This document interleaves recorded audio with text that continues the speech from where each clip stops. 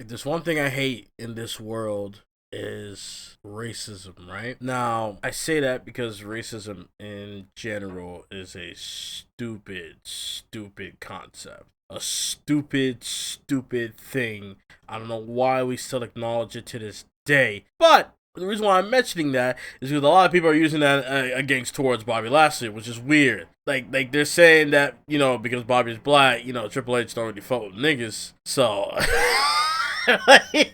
it's just I don't get it. I don't get it. I don't sit there and just ponder of, oh, he's not booking a black wrestler well, so he don't like niggas, it's just stupid. Now, I've been wanting to talk about Bobby Lashley for a minute. I am a big fan of Bobby Lashley. I've been a big fan since I first saw him in TNA. It was 2014. He returned, because by the time I watched TNA, I think that's when he left. When I first found TNA, it was like 2010. That's when he left. And that's when I first saw him. I was like, Bobby Lashley. And I knew him only because of the video games. He was in the WWE in the past, and he was in the games.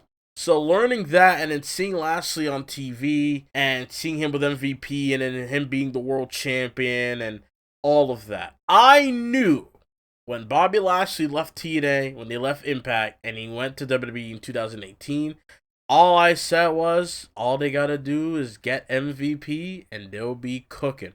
They'll be together, and they'll be going good. What did they do?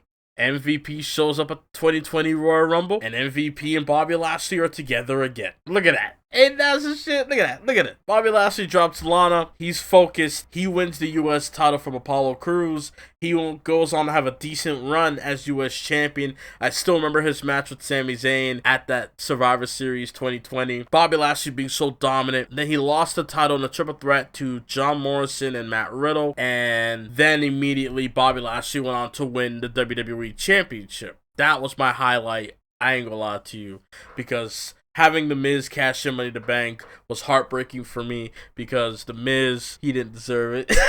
He didn't deserve it. You can't convince me otherwise. But he won it, and Bobby Lashley won the championship. Everything was right in the world, for me at least. He beat Drew McIntyre at WrestleMania. Hell yeah. He beat Braun Strowman and Drew McIntyre in a triple threat at Backlash the following month. And then he went on to have a decent reign with the belt. He had a scuffle with the New Day where Xavier Woods pinned him one time. And they used that as a story where Bobby Lashley was kind of lacking, because he has the women, he has the title, he has his boys, he has everything with him. But then Woods was the only guy that was able to pin him 1, 2, 3. That was when Bobby Lashley was like, the bullshit gotta stop.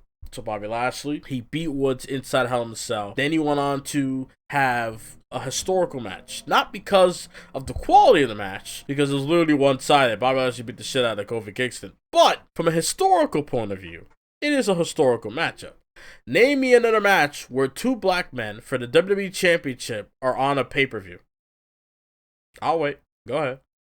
Gotcha, bitch. For the WWE title. So if you're going to say Booker T and The Rock from 2001, that was WCW title, not the World Wrestling Federation Championship that was held by Stone Cold that year. So no, they made history. Bobby Lashley continues to hold up the title. He beat Goldberg that year. WWE after SummerSlam 2021 was a weird time, because they had Roman Reigns pull up for no reason, and we had a triple threat on Raw. But yeah, before that happened though, he did defeat Randy Orton on Raw. Then that was when Big E cashed in. It was in Boston, and he won the WWE title. Another historical moment where a black man beats another black man to win the WWE Championship. Keep that in mind. Everything's going good for Bobby Lashley as far as statistics go, but as far as, his push at this point, he was getting pushed down the card from this point on. He kept losing to Big E, whether on Raw, in a lot of championship matches. He would lose a 6-man tag at Extreme Rules 2021. That's it. And then for some reason, he started to feud with Austin Theory. He went on to beat Austin Theory after he beat Omos, the whole Omos thing. He beat Omos at Backlash. That year, Bobby Lashley went on a hell of a run as U.S. champion. He was literally on his John Cena timing as far as having title defenses almost every week. And he was at live events too, going crazy. But then afterwards, Once he lost the U.S. title, then everything went to shit. I mean, I can mention WWE Championship situation with Brock Lesnar. The whole, like, Brock wins it at day one because Roman was ill. Bobby won back the title at the Rumble. Brock wins the title back at Chamber. And that was it. Nothing for Bobby. Bobby Lashley went on to compete against Brock Lesnar in series of matches, but it led to nothing. It was a disqualification match, 4 minutes in the Bell Center Elimination Chamber. He won the Andre the Giant Memorial Battle Royale and did nothing. Well, he was supposed to feud with Bray Wyatt, but then Bray got sick, and then we all know what happened there. And to be fair, I can't put the blame on Triple H either, because he's the type of person, he's the type of booker, you could tell as well. He's the type of booker where if he has plans for you, then hope to God we're able to see that plan through thick or thin, good, bad, or indifferent. But if shit changes, shit changes. And the worst thing about it is sometimes even having backup plans will backfire. For all we know, we don't know what happened there. Maybe Triple H, he's like, I tried. I tried. You were good as U.S. champ, but I tried. I don't know. And then maybe there was some creative differences between the two that just couldn't come to be, and maybe that's where we're at now. And then now Lashley's like, fuck it, I want to do shit on my own, and he wants to branch out. And that's where we are today. So the point of this video was for me to highlight certain things that I don't know why people are claiming it's racism, because they didn't book Bobby Lashley properly. Despite, now granted, Triple H, the only good thing he did was the U.S. Championship reign of Bobby Lashley. That was it. Outside of that, the feud with Brock was not good, and the feud with Karrion Kross went on for a fucking lifetime. So I'm excited to see where Bobby Lashley goes next. I'm excited to see what happens. I don't see him in AEW, but you never know, right? I didn't see Edge in AEW. And then we got Edge in AEW. I would love to see Bobby Lashley in Impact more than AEW, because Bobby Lashley versus Josh Alexander will go crazy. Bobby Lashley versus Alex Hammerstone will go crazy. Bobby Lashley, PCO, my lord. Like, there's so many new people there. Bobby and Moose again. Like, I'm telling y'all, there's a lot of shit that can happen for Bobby Lashley in other wrestling promotions other than AEW.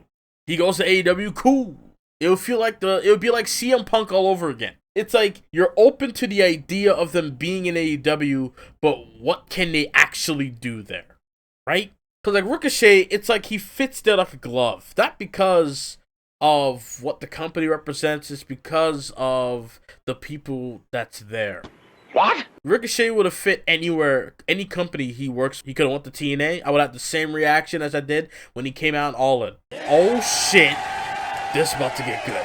Because I now get to see a different side of Ricochet that I didn't see in WWE. Because if there's one thing about WWE that I hate, is that they hold back their wrestlers for certain shit, which I don't know why. Let a nigga wrestle, dog. Like, just let him do what they gotta do in the ring. My point is, I don't think it's racism. Like, I don't see that.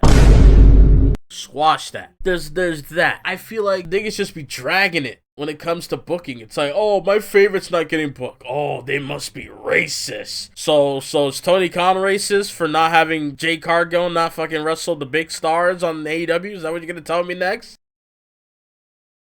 I feel like y'all use the culture and racism as your excuse, as your shield, way too much. I'm tired! It's hard being black! I'm sorry. And then there will be a day, I guarantee it, there will be a day where people are gonna call someone out for being a racist, and then it'll be like, alright, so what? Weird, buddy. You're weird.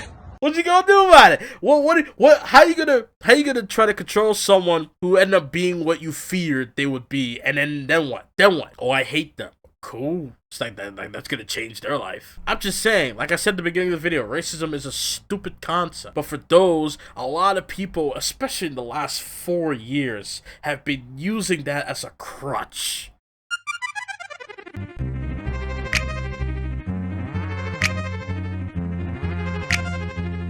Swing the remix, God!